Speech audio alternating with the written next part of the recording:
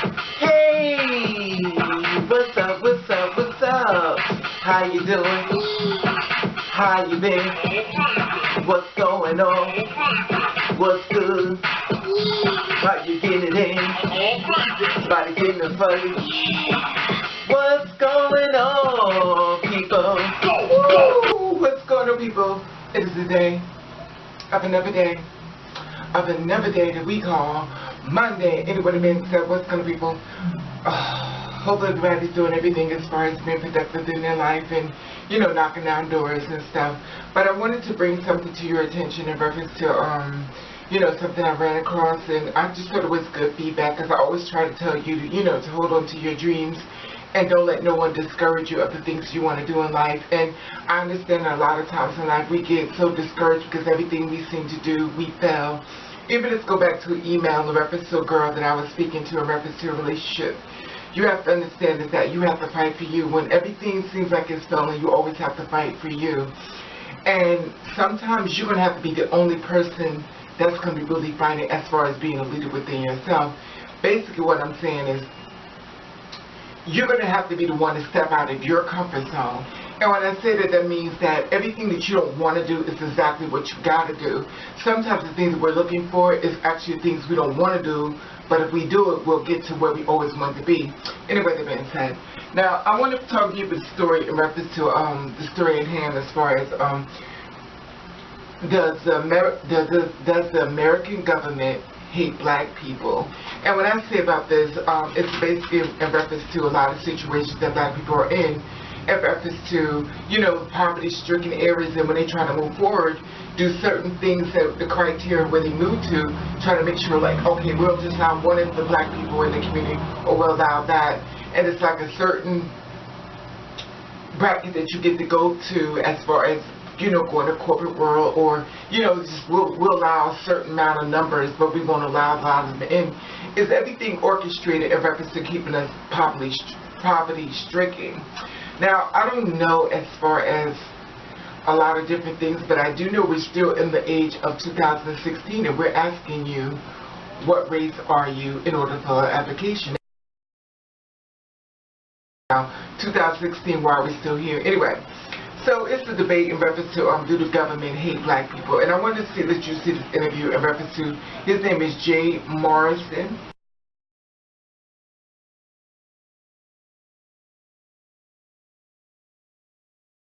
He's known as Mr. Real Estate Jermaine J. Morrison. Now, the reason why I want to bring this to your attention, because he is a 3-time felon for drug trafficking. And the thing is that when you know you're a felon, basically your career as far as being anything as far as corporate is kind of like out of pocket. Now, it's a thing called submit, and there's a thing called surrender, and then there's a thing called fight back. Mr. J. Morrison fought back, and when I say that in reference to, he did not let his life be dictated by the government or society rules, or what they feel as though you need to do a certain amount of things in life before you could move forward, in other words. So he was not going to let what they said he couldn't do be done their way. He changed the rules around and done it his way. Anyway, that being said, I just want to give you an idea and stuff. Here he is. Here's July 10th quote, yes, the government is a hate group. They hate black people. He attributes this quote to my next guest, activist Jay Morrison. Jay, welcome to the show. Thank you for having me. Jay, how do you feel seeing your tweet associated with someone who gunned down all those police officers? Well, definitely a confusing point at that point. I didn't even realize, and I probably did say it, I can't remember when I said it, that particular quote. But, you know, there's plenty of tweets that he tweeted. There's plenty of information out there online, and it is what it is. Well, when you say it is what it is, do you feel any not accountability for their deaths, but when you start saying that the government is a hate group and they hate black people, do you honestly believe the U.S. government, this current U.S. government hates black people?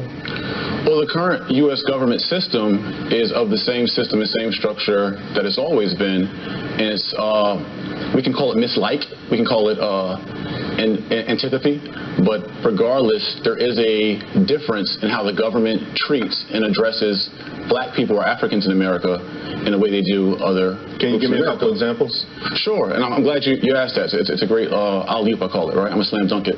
So if your audience, right, who are probably going crazy right now, this guy, said these things, the government hates black people. I want everyone to look up things like the war on drugs, which has targeted black people, mass incarceration, COINTELPRO. The FBI director, James Comey himself, and the New York head of police also said the origin of policing came from slave catching. We also go look at black codes and vacancy tactics, the bombing in Tulsa, Oklahoma, the bombing in Philly of the Moo family, all done by the U.S. government towards African people in America. So you would say arresting people and keeping law and order is anti-black? By saying that, are you saying that black people inherently are the ones committing the crimes? No, what I'm saying is that having a system, a structure in place, right, from the post-freedom or enslavement of black people, and where a system was created called the convict leasing system by our government, and where the same year that slaves were free, they created laws called vacancy tactics that made it illegal for blacks to be homeless and would lock blacks up and put them in a convict leasing system. But see, here's the thing. I hear what you're talking about with respect to America's history. Right. The same practices are happening today. Well, I see homeless people all over the place, but I still don't see where you're justifying your current anger toward America or the American government. I can see you being upset about what may have happened in the past, but you cannot say it's occurring. Of course it's changed. The fact that you're in this studio right now talking the way you are is the best proof in the world that it's changed. The fact that the 13th Amendment still says slavery was abolished except you commit a crime says that things are still the same. And when you have inmates working in prison, majority of whom are Africans in America, someone who are making 20 and 30 cents a day. Jay, why are the majority of people in prison of African descent? Because the African people in America were never repaired after their enslavement, after their Jim Crow, after the government redlined them, after the government never gave any restitution for the Holocaust enslavement of African people. So if you don't repair a people, or you put them in ghettos, and you put them poor and uneducated in ghettos, you're going to get that kind of activity. It's interesting when we have this conversation, sometimes I drive home on the West Side Highway. It's a little cluttered, so I'll take the slow route. And I drive through some of my old neighborhoods that I lived in throughout Harlem. And I see them now, and they're becoming what they call gentrified. So it's the same neighborhood, the same buildings, but less graffiti, less garbage on the street. So what makes a ghetto a ghetto? Not the buildings, not the neighborhood, right? Correct. Right. So the way people treat the buildings in the neighborhood makes it a ghetto. Who can you blame that on other than the person in the mirror? There's two accountabilities. There is self-accountability for Africans in America, that we have to repair ourselves because of the trauma that we suffered. But I liken it to, if you take someone who was kidnapped, right, or a woman or a man who was molested for several years, and then they're pushed out of the house that they were molested in, and then they go out in the streets and they're promiscuous. You blame them for being promiscuous, but you don't blame the person who caused the trauma. Yeah, it's a stretch. See, it's not a stretch. It's a stretch. Was there or was there not? So if there was never trauma for this kind of treatment, right? I'm talking about the human rights violations of Africa. We're talking about the individual, not the history. One thing, I got to tell you something. They come together, King. They don't. They come together. If they did, if there wasn't a need for repair of people, then the Japanese Americans wouldn't have been repaired or had restitution after their 2 years internment camps in America. Or the Jewish Germans wouldn't have gotten repair. Are you saying all it would take in your mind then is some sort of restitution check from the government? I didn't say check. No, well, you're saying some sort of restitution. Repair aid, restoration. Let me tell you something. There are no black people in America right now who were ever slaves. Not a single one. Right. There are no white people in America at this point who were ever slave owners. Correct. Okay. But is there not residual effects of that? The overwhelming majority. Are there no residual effects of that? Not for the average person on either side. Is there no not for the average person for the either How side. How do black people get into the ghettos you talked about? You have to escape Did the government not redline black people, put red lines on the map? Google it if you don't know, King. The government put black people into ghettos through redlining. That created it. Jay. Is that right or wrong? Ultimately, we are in a point right now. Did the government not create COINTELPRO? A government program that broke up civil rights leaders and assassinated our people. Did the government not do that? Jay, hold on, I guess, activist Jay Morrison. All right, Jay, before we went to break, you were explaining all these government programs that were designed and currently are designed to hold black people back. Absolutely. But again, in your tweet, you term it as government as a hate group. Correct. Now, right now, you have a What was my tweet? Let's be correct about that. It wasn't my tweet. Oh, that wasn't your tweet initially? No, okay. that was not my I'm tweet. glad. I'm sorry then. I misquoted you. He added your name to the tweet then. Right. We're talking about the killer of the police officers in Baton Rouge. Absolutely. Who had one Twitter account called Combos with Cosmo. But he did reach out to you because he felt that you guys might have been like-minded on some of this stuff. Not necessarily going as far as murdering anyone, but certainly on the idea that black people are victims in this country, despite the fact we have a black president and a whole lot of black people in this government who have been in position for almost 8 years. Right. Who are you think in the Barack same Obama? system. You think Barack Obama hates black people? I don't think that all cops hate black people. I don't think that all government officials hate black people. What I'm saying is that you could put good people in a bad... You're a businessman, you know. You could put good people in a bad system. If the company culture is screwed up, then it's going to play out in the market. Well, the market for us is a treatment of African people in America. And it's proven by, Jane Elliott said it best. You can ask a room full of European Americans, white people, and ask them, would you trade places with the treatment of African American? And not one would say yes. If it was fair, they all would say, sure, I would. So ask your white friends at home and ask them, would you trade places with the treatment of black people in America? And not one would, because we all know it's unfair. Well, I don't want to speak for all white people here, but I will say a lot of people would probably turn around and say the worst part about the treatment of black people in America is how black people treat each other in America. But see, why is it always a spin? It's not a spin. It's a fact. We're laying out the factual issues, and we're going to rank them in terms of what's the most critical in terms of making black life miserable in America.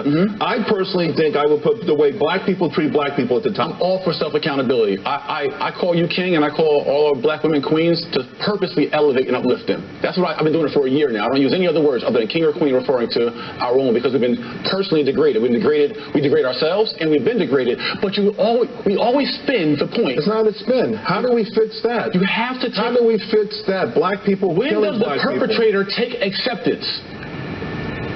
Right? You want the victim to take acceptance, but when does the perpetrator, the government who created the system, not the government, that has abused and traumatized the people? Not the government. I'm talking about the young brothers who are going to kill each other this weekend all across this country. I'm okay with self-accountability. Killing each other? No, I'm okay with self-accountability. How do we fix that then? How do we fix that? It's through our repair curriculum. Right now, we're repairing ourselves by unifying ourselves. I have a solution for us.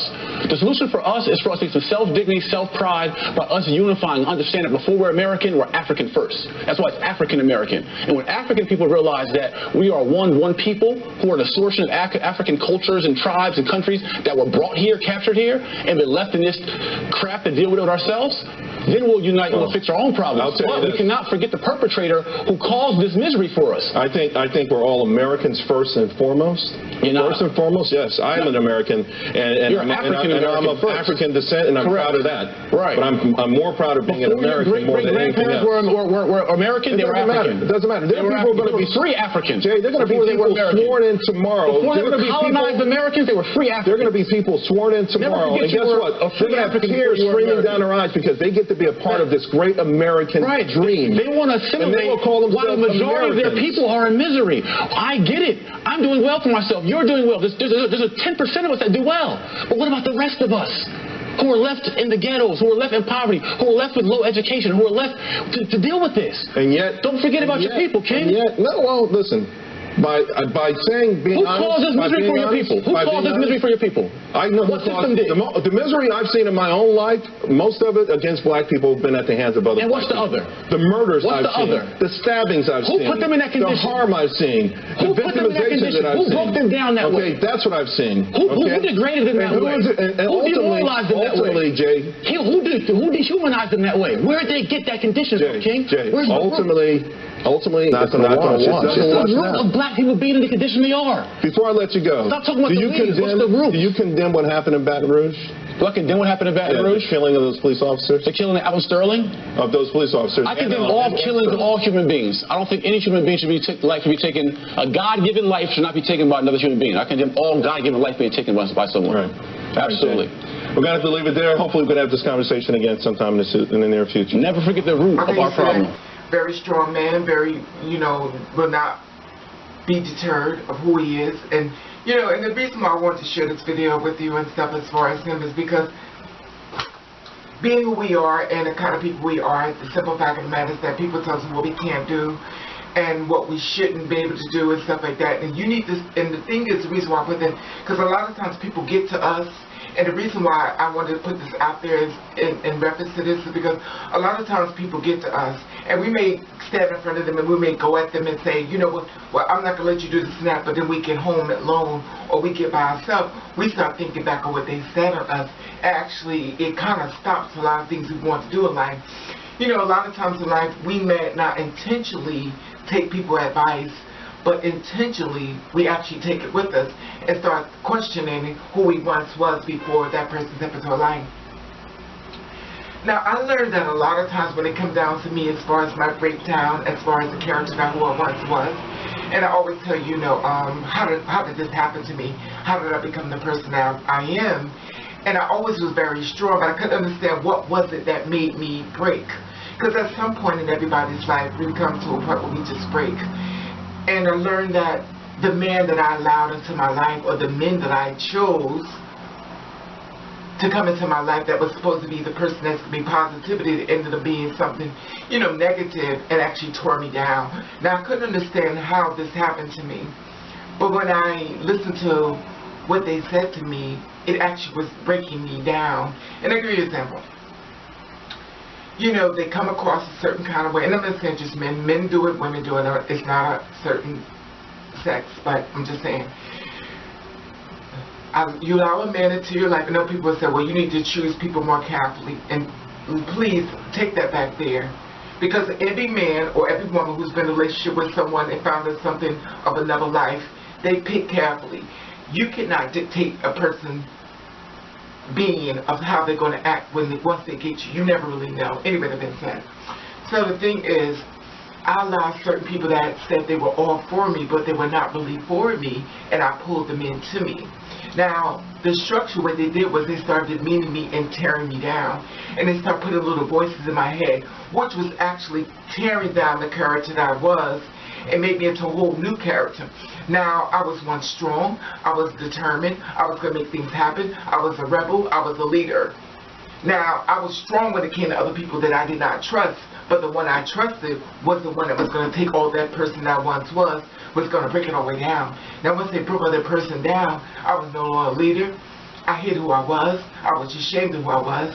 I was not very confident. I didn't believe that no one could ever help me. I know everything that I once was, they took it away. And I learned that the ones we pulled to us that were supposed to save us be actually the ones that ended up taking us down. And I learned that it was the one that I trusted, which was in my life, as far as a spouse or a person that's in a relationship. And that's the thing I always want you to keep in mind when you pull people to you. And you're not going to be perfect, because we know whatever it really is. But sometimes you have to watch the person who's tearing down your character. Now, if you're around someone who's tearing you down, my thing is this, that it's time for you to start doing elimination as far as divorcing this person in your life. And do not be a person as once I was. I'm trying to get back to the old me. It's a very struggle. To fight for who you are is a struggle. It is not an easy task. It's easy to be torn down, but it's a fight to get back to where you once was. And I just want to give you that word of encouragement in reference to today, as far as, what he has said in reference to, his determination. And we are put into certain things we don't heal from what has actually been done to us, because we're still bringing it with us, and we never fix what was been done. And I just wanted it was a positive thing, and I wanted to share it with you and stuff. And, and I wanted you to be aware as far as that message as far as today. Anyway, that being said, I'd love to hear you feel about this. And I'd love to hear you feel about, like I said before, stay strong within your truth and who you are. He's a 3-time felon, a person who was torn down, the D40. He's a millionaire now. He made it to where he needed to get to, and he's still fighting, for getting different things in life. And that's the reason I wanted to share this story with you, because I want you to fight for you, and I want you to find out what was that tore you down. And everywhere that people say you can't do it, I want you to keep going until you can. And that even goes to me as well. I'm a human. I fall down as well, So my thing is I just want to try to give you some type of encouragement and reference to your day as far as, things are not going your way. I want you to still keep fighting. And the ones who say you can't do it, I want you to close your ears to those, and I want you to keep going. And just keep moving forward. Anyway, the best time. I just wanted to share that information with you in case you've given up today as far as Monday. And then when I was saying, hello, my dogs. Meow. I want to say hello, my kids. I want to say hello, new people. Boom. I want to say old people. Bam. And I want to thank you for watching. Thank you for subscribing. What you to do, I want you to do the best way that you can. And if nobody likes it, then